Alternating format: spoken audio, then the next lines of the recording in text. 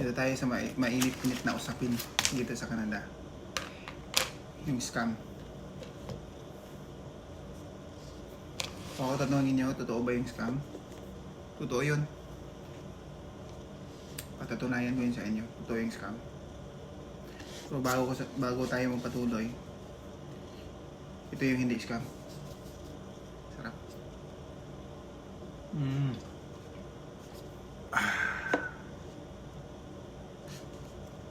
Donut.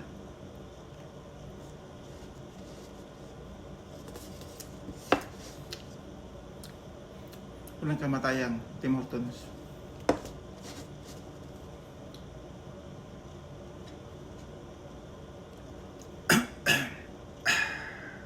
Sarap.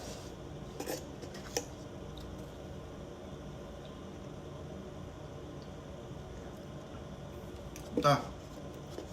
Umaya ka na. Usapang scam. Totoo ba yung scam? Totoo yung scam. Biktima ko ron. Paliwanag ko. Bakit?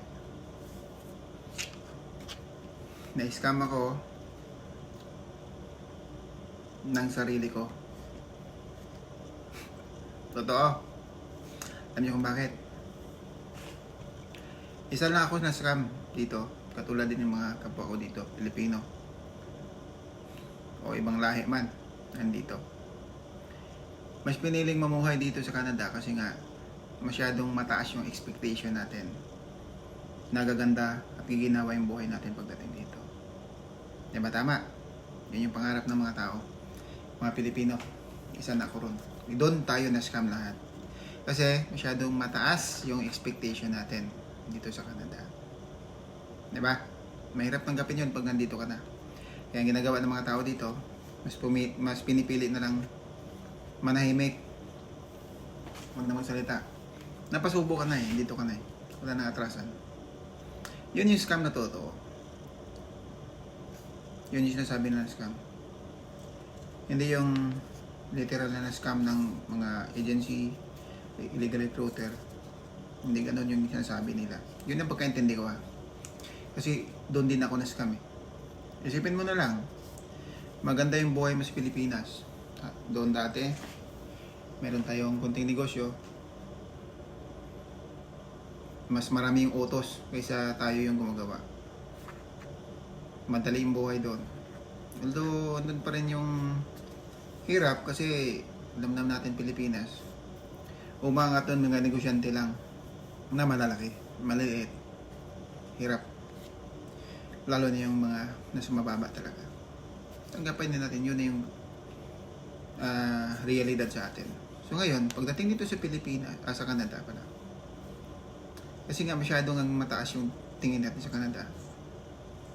Yun pala, pagdating dito, na-scam tayo. Kasi bakit na na-scam? Kung taga-utos ka lang sa Pilipinas, mayaman ka ron, may kaya ka sa buhay. Pagdating dito, magiging janitor ka for the meantime. Hindi ka naman pwede, kung businessman ka sa Pilipinas, pagdating mo dito, hindi ka naman maging businessman ka agad. Trabahante ka. Anong trabaho mo? Pinakamababa. Janitorial, pinakamabilis. Tagalinis ka sa hotel. Room attendant. Or pinaka-common dito sa hotel, ang tawag nila maids. Naglilinis ng mga rooms. Taga-kolekta ng basura. Okay? So pag napasok ka man sa construction, maswerte ka na doon, malaki-laki sa sahod mo. Kasi pag hindi,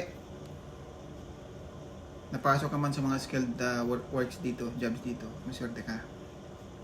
Kasi kung minimum na kinikita mo dito, madalas doon naman nag-uumpisa eh. Minimum. Magkano ba minimum dito? 16.25 dito sa lugar ko, Niagara Falls. Ngayon, kung bago ka lang dito, estudyante ka, magkano lang yung pwede mong itrabaho sa isang linggo? 20 hours ka lang dapat. Required yun ng government. Hindi ka pwedeng sumubra. Bawal. So, paano ka makasurvive sa 20 hours per week na trabaho mo? Mabayad ka pa ng tuition fee mo. Maswerte ka kung bayad na yung tuition fee mo. Kung bayad na yan, paano yung pang renta mo sa bahay? Pagkain mo araw-araw. Transportation mo. Okay, sabihin natin may milyon kang dala sa Pilipinas. Okay, hanggang saan aabot yung pira mo. Doon na-scam yung tao dito.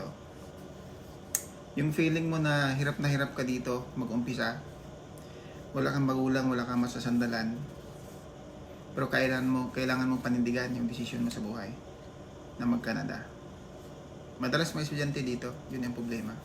Talagang nag-struggle sila sa pag-umpisa pa lang. Yung tipong bibili ka na ng grocery, pagkain, supplies mo, mag-aantay ka ng 2 oras sa bus. Diba? Bongga. 2 oras, antay pa lang ng bus. Travel time pa. Kasama na yung pag-antay at saka travel time mo doon. Walang taxi dito. May taxi to, mahal.